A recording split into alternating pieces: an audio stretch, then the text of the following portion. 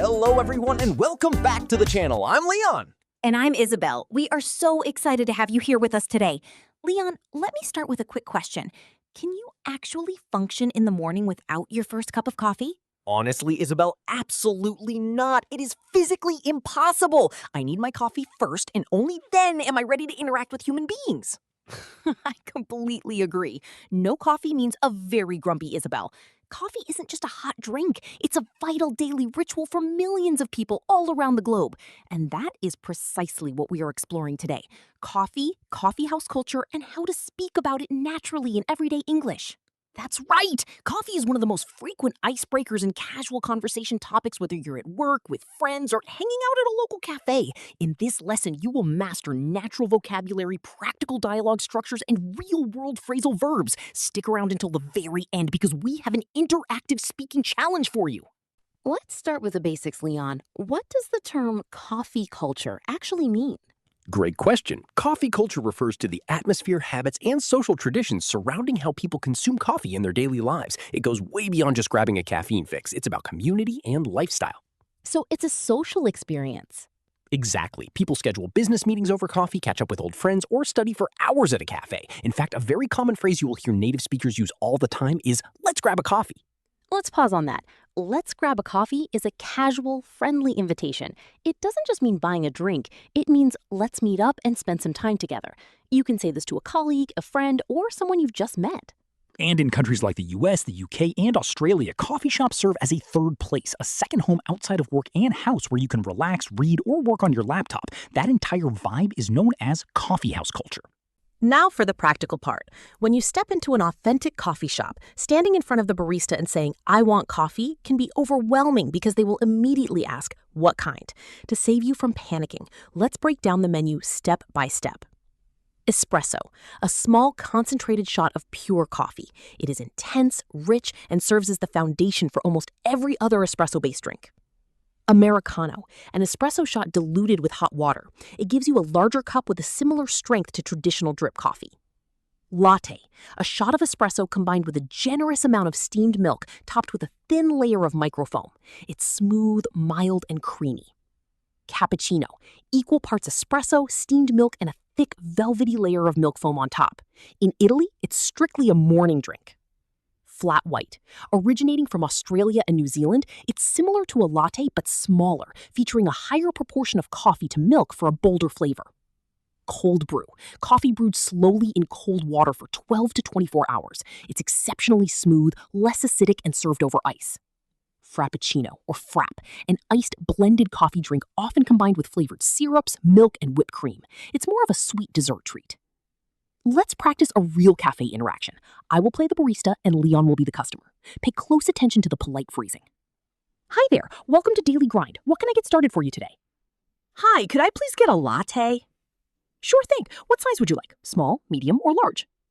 "I'll go with a medium, please." "Great. Would you prefer regular whole milk or any milk alternatives like oat milk, almond, or soy?" "Oat milk, please." "Perfect. Can I get a name for the order?" "Leon." "All set, Leon. That'll be $4.50 at the counter. We'll call your name when it's ready." Notice how simple that is? Pro tip, major chains like Starbucks use unique sizing terms: tall, small, grande, medium, and venti, large.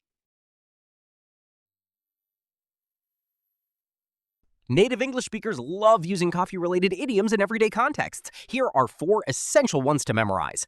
I need my morning coffee, meaning expressing that you cannot start your day or be productive without caffeine. I'm running on coffee, meaning using coffee as your primary source of energy when you are extremely tired or lacking sleep. Coffee break, meaning a short rest period during work or study hours to recharge. To go, or takeaway, meaning ordering your food or drink package to leave the shop rather than consuming it inside. For example, a medium Americano to go, please. Coffee traditions vary dramatically across different cultures. Italy, coffee is enjoyed quickly while standing right at the bar counter. No long lounge sessions.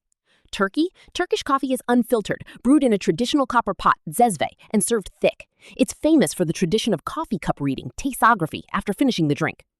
Ethiopia.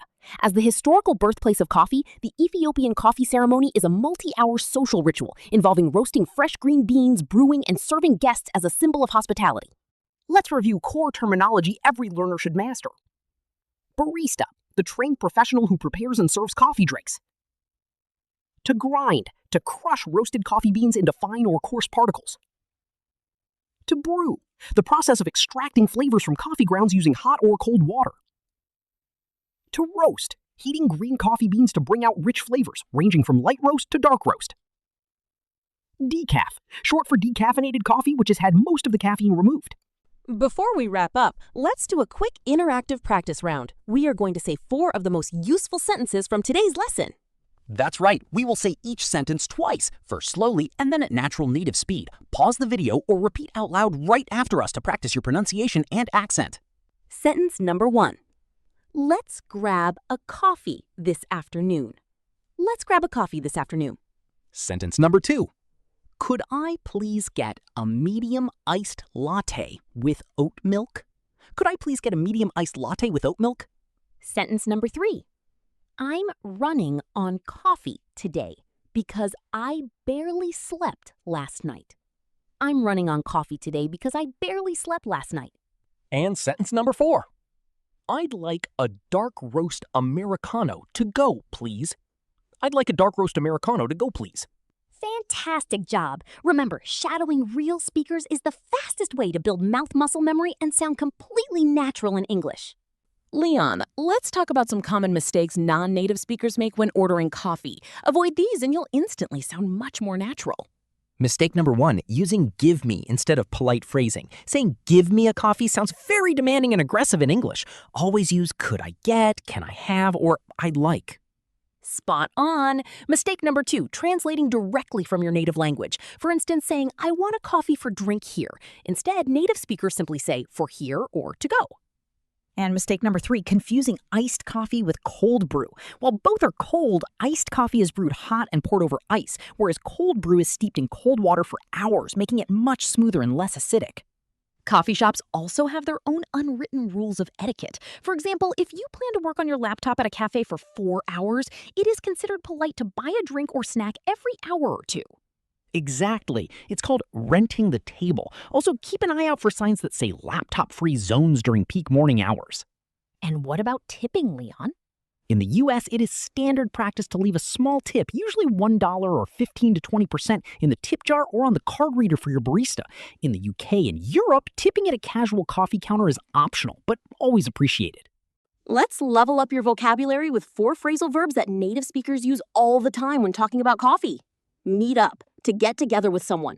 Example, let's meet up at the cafe near the station. Pour out, to make a liquid flow out of a container. Example, could you pour out a fresh cup of coffee for me? Drink up, to finish your drink completely. Example, drink up, we have to leave in 5 minutes. Warm up, to make something warm again. Example, my coffee went cold. Could you warm it up for me? Now let's do a quick interactive practice round. Repeat each sentence out loud after us, first slowly, then at full native speed. Sentence 1. Could I please get an iced latte to go? Could I please get an iced latte to go? Sentence 2. Let's meet up at our favorite coffee shop. Let's meet up at our favorite coffee shop. Sentence 3. I'm running on coffee today because I barely slept. I'm running on coffee today because I barely slept. Now it's your turn to practice. Leave a comment down below answering this question. What is your go-to coffee order? If you found this lesson helpful, hit the like button, share it with a fellow learner, and don't forget to subscribe for more slow, natural English lessons. Keep practicing and see you in the next video. Bye!